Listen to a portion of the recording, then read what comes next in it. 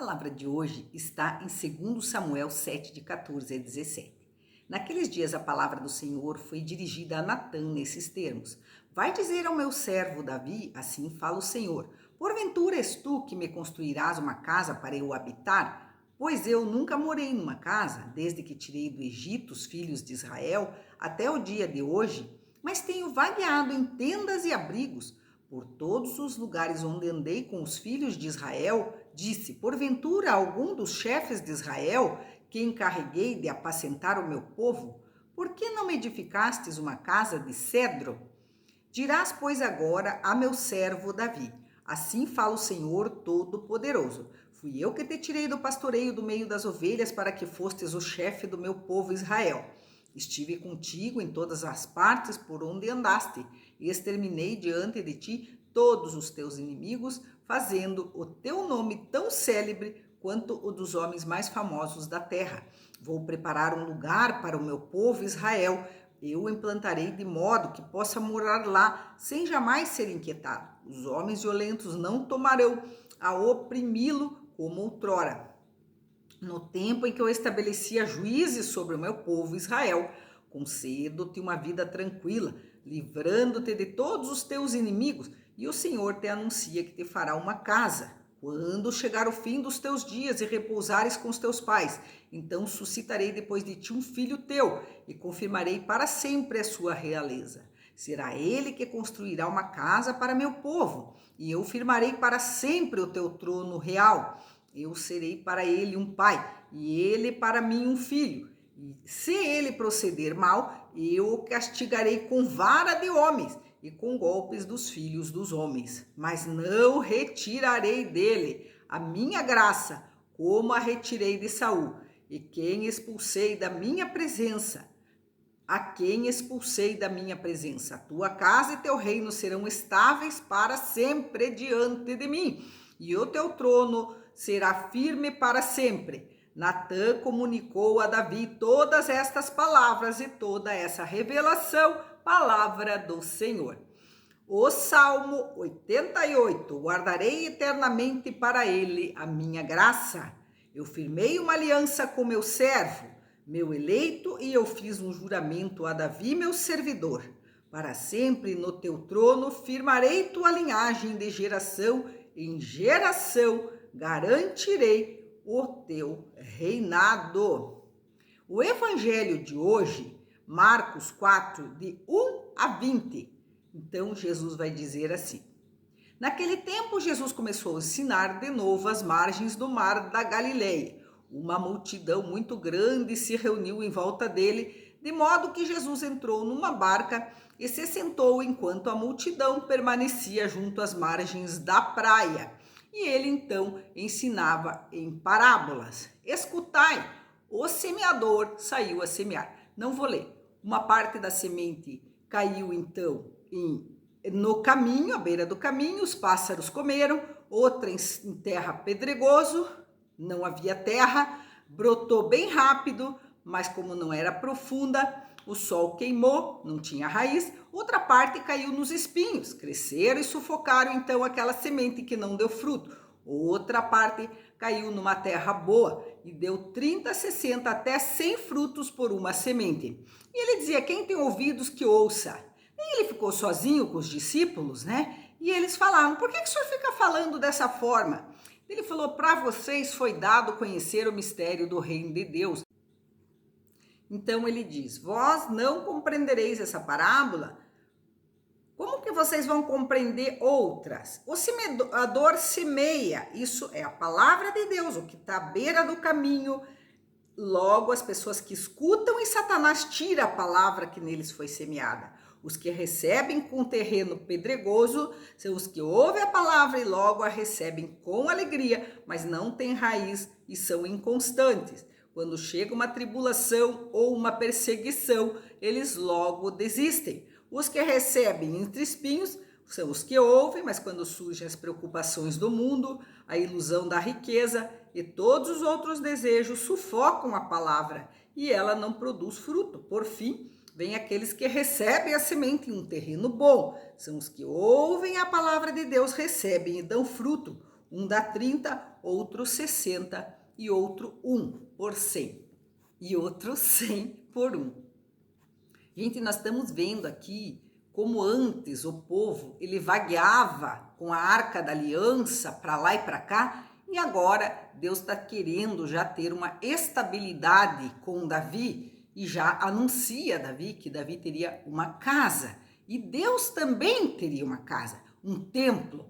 Eles não precisariam mais ser um povo que andava vagueando pelo deserto de tendas em tendas, mas ele promete para Davi que o povo e Davi teriam uma estabilidade, um lugar para morar. Então, também um templo, né? E o que a gente vê hoje? Aquele povo nem tinha templo, né? Nem tinha mandamento antes, nem tinha Deus antes, né? Agora eles estão evoluindo, se religando a Deus, se ligando e vão tendo então já o templo para adorar. E onde Davi reinaria como um sacerdote. E esse templo, então, ele diz que não era Davi, ele já faz uma promessa que a graça de Deus continuaria através de gerações, e quem construiria esse templo seria Salomão, o filho de Davi. E Davi deve ter ficado muito feliz de saber que um filho dele continuaria essa história de religião e de graça do povo hebreu.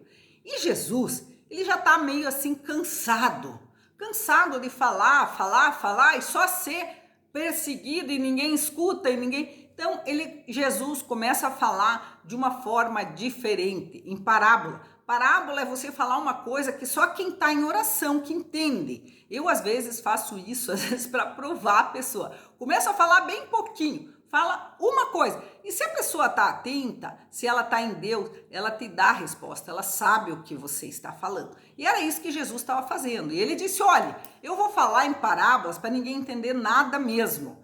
Eu só vou falar como se eu fosse um louco. E quem quiser entender, que entenda. Ele não aguentava mais falar e saber que todas aquelas pessoas que ele falava, era o terreno pedregoso, era o terreno espinhento, era a palavra que caía à beira do caminho. Ele estava cansado. E ele disse, não, eu vou falar em parábolas e daí eu explico, que eles também eram tontos, não entendiam.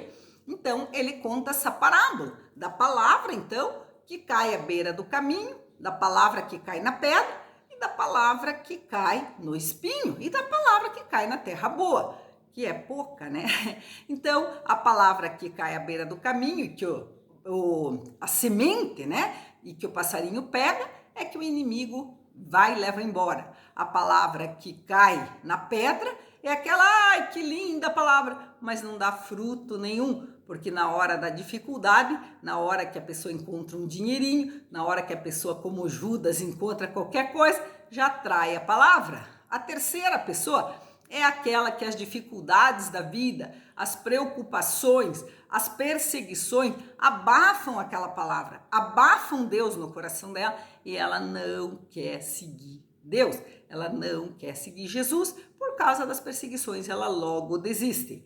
E a palavra que cai em terra boa é aquela pessoa que é fiel, que persevera, que o terreno dela é um coração, é uma vida cheia de vontade de Deus. E essa entende as parábolas, essa entende a palavra, essa busca, essa é fiel a Jesus e essa dá em uma semente 30, 60 ou 100 frutos, né? Eu quero dar 100 frutos por uma semente que Deus derrama no meu coração. É o que eu peço nesse dia. Eu não peço só hoje. Eu sempre digo, Jesus frutifica em mim. Eu sempre estou olhando para trás para ver se eu sou uma pessoa que desisti, se eu sou uma pessoa que as preocupações me fizeram desistir, ou se eu sou também uma pessoa que trai a Deus, né, por causa das perseguições, né, ou se eu sou uma pessoa que caminha com Deus, com Jesus, até o final da minha vida. Por isso que eu rezo Ave Maria, que tenha rezando para mim, Senhora Mãe, agora e até na hora da minha morte. Eu sempre falo para minha mãe, mãe, nem venha me dizer que eu tenho fé, porque se eu desistir no meio do caminho da minha vida, eu vou pro inferno, porque eu sou uma pessoa com uma natureza muito ruim.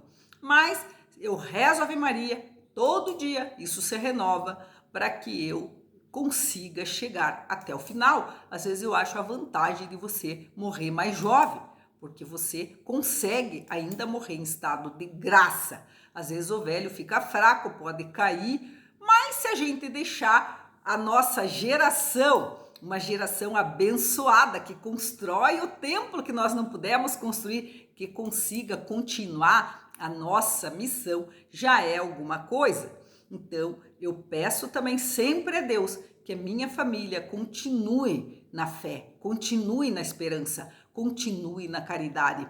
Nós estamos, graças a Deus, a minha linhagem, graças a Deus, estamos indo muito bem. E eu com certeza também devo vir de uma linhagem abençoada. Eu tenho ancestrais que construíram templos, né? Então, tem um templo em Curitiba que foi construído por um ancestral meu, né? Então, a gente sabe que a gente vem, às vezes, tem outros que são padres, e assim a gente vem de uma geração, graças a Deus, abençoada, e queremos abençoar também. Tenho mulheres maravilhosas na minha família que intercedem por nós junto a Deus já no céu. Então, eu peço por mim e por você nesse dia que a gente possa continuar numa linhagem abençoada, que a gente possa também cansar deste mundo, né? Como Jesus cansou, esse mundo que escuta a palavra, mas não pratica.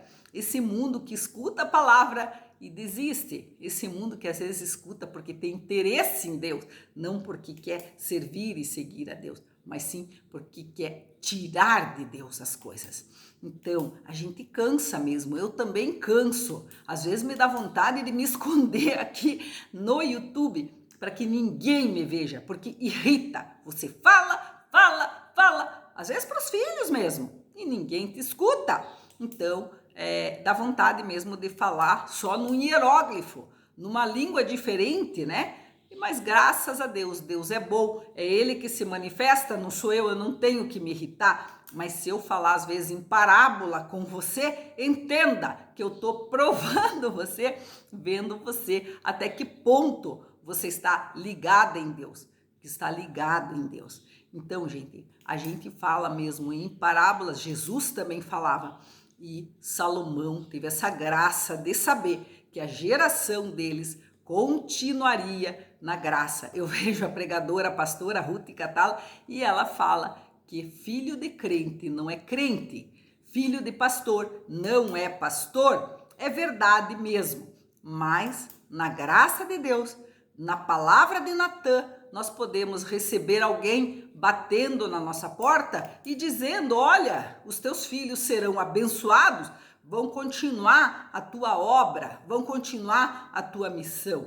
Graças a Deus eu tenho uma filha, um filho, estão indo muito bem. A minha filha só tem consulta para daqui 6 meses, porque ela é uma excelente médica, ela está continuando este templo chamado cura, uma cura sagrada, não pensando nas coisas do dinheiro, mas pensando simplesmente na cura, no povo, em ajudar. Ela é benquista, ela é bem-vinda. Graças a Deus, a minha linhagem, como a de Davi, está construindo um templo santo. Quem é o templo hoje? Claro, temos igreja em cada esquina, mas as pessoas também nem estão nem aí mais com a igreja. Você tem igreja, você tem a casa, você tem a família, mas ninguém mais valoriza isso. O templo também é você, o templo do Espírito Santo. Peça, invoque o Espírito Santo, dê frutos, não importa em que tipo de carisma, se na palavra como um professor, se ensinando como um catequista ou como um professor, se curando como um médico, um enfermeiro, o importante é que você dê frutos para Deus, se profetizando, dando conselhos como um bom psicólogo, um psiquiatra curando as pessoas dos demônios, curando e libertando as pessoas da maldade, um sacerdote confessando, dando um bom conselho, usando os dons do Espírito Santo. Eu vou falar no próximo vídeo sobre os 10 mandamentos. Um beijo no teu coração!